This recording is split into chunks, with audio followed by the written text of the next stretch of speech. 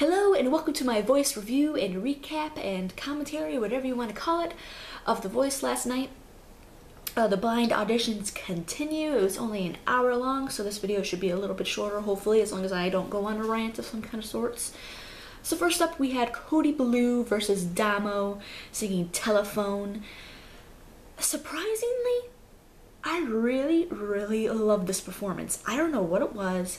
You know, they're both not the strongest vocalists, but they just were so much fun, and they're really both really different. Like Damo, she's like all glamorous and, you know, she's like a diva, and Cody, he's kind of more just of an average guy, but he likes to, you know, have a lot of fun on stage. And I think Cody's going to be one that a lot of people didn't see as a contender, but he's going to surprise a lot of people because he's just really likable. And Ceelo does end up picking Cody, and you know, I'm kind of surprised because you would think he would choose Damo just for the fact that she's female and she's beautiful, and he's a guy, so that's pleasant to the eyes. That rhymed. But then Cody, he's just really likable. He just seems like him and Ceelo, you know, when they're together, they would have a great time, and I think that's kind of what Ceelo was going for. And I think, you know, also I don't think a lot of people find Damo likable. So maybe he was thinking in that strategy too, that Cody's more likable than her. But I'm happy for Cody. I liked Damo too, but I'm really happy for Cody. He's one that's, I think, is going to surprise people, and I'm excited for more. Yeah, they did some really cool like dance moves and stuff like that. It was interesting and different, and I liked it. Then after that, we had Quill and Natalie Hernandez singing You Give Me. I'm not really a big fan of either one of them. Quill ends up winning. He's okay. He has like a really nice, smooth voice. This is Christina's team, by the way. I keep forgetting to mention whose team they are. This is Christina's team. He has like a really smooth kind of voice, and it's pretty, but that's about it for me. I don't know. I don't really feel it, you know? Sometimes you just have to feel it, and I don't really feel it with him.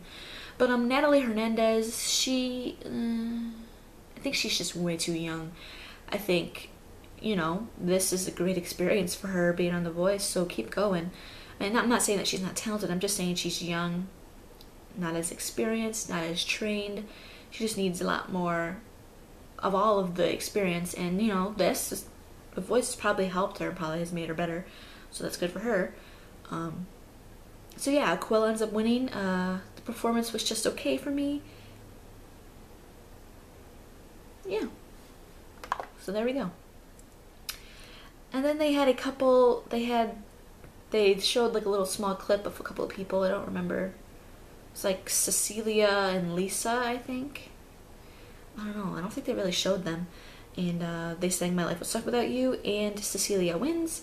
And then they show Charlie Ray and Rudy, and they sang Bad Day, and Rudy wins, which is a shame because I liked Charlie.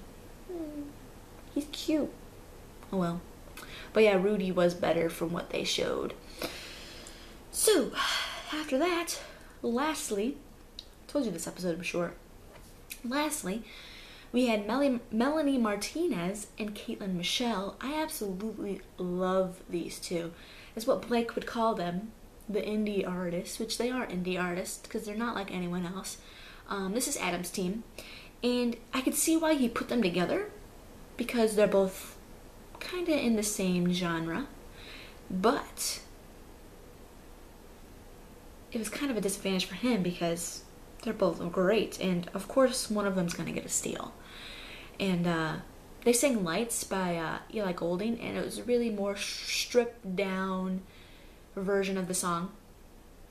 It was, oh man, even though the vocals weren't as strong, you know, Melanie Martinez, she has a very soft spoken, kind of raspy kind of voice, like this. Lights down, baby. Ah. And you know, if not sung and right, it would sound bad, but the way that she does it, it's like haunting, and it just draws you in. Like the whole time I was just watching it like, what am I watching? Oh my god. Like, that's like how I felt about it. And Caitlyn, she has this classical sound that's freaking awesome. Man, I like both of them. Adam ends up choosing Melanie, which I'm kind of surprised because Caitlyn did have the better vocals, but I can see why he chose Melanie because I think a lot of people really just like her as a person as opposed to her voice. That's kind of where I am. I mean, her voice isn't the best voice in the world, but I like her as a person. She's very unique and very different, and it draws me in. And I think that's kind of the strategy he was going for. But Melanie Martinez gets a steal from Ceelo and Blake. She ends up choosing Ceelo, and I think that's a good fit for her. And honestly, Ceelo, he has a really, really strong team. He has some people like Trevin, Caitlyn, Cody. He has a really strong team this year. I could see Ceelo winning this year. I really could. I could definitely see Trevin winning.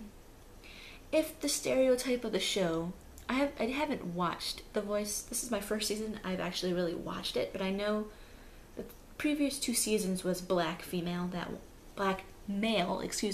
have won. So, if the show is gonna go in its stereotype, it seems like American Idol has the white guys with the guitar, and it seems like The Voice has black guys. So if it's going to be the stereotype of the show, Trevin's probably going to win. But we'll have to wait and see. Oh god, I cracked myself up. Thank you all for watching. Follow me on Twitter at ScottyHaleyFan. There will be a link in the description.